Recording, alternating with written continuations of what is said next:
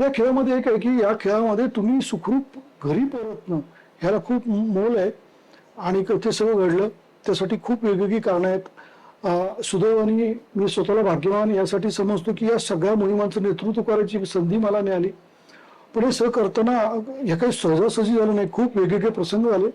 त्यातले एक दोन प्रसंग मी आत्ता सांगू शकतो. बरेच प्रसंग आहेत त्याच्यामध्ये कारण खूप वेगवेगळ्या मोठ्या मोहिमा झाल्या.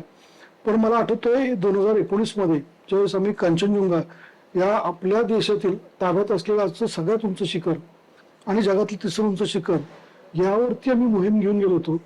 ती खूप वेगळी मोहीम होती. इको एक्सपिडिशन होती आणि इको या अर्थाने होती की फक्त स्वच्छता नाही तर या मोहिमेमध्ये आम्ही 2000 मीटर पासून 8000 मीटर पर्यंत या उंचीवरती काही संशोधनासाठी लागणारी सॅम्पल्स शास्त्रोक्त पद्धतीने गोळा करून भारतीय संशोधकांना संशोधन करणाऱ्या वेगवेगळ्या इन्स्टिट्यूटला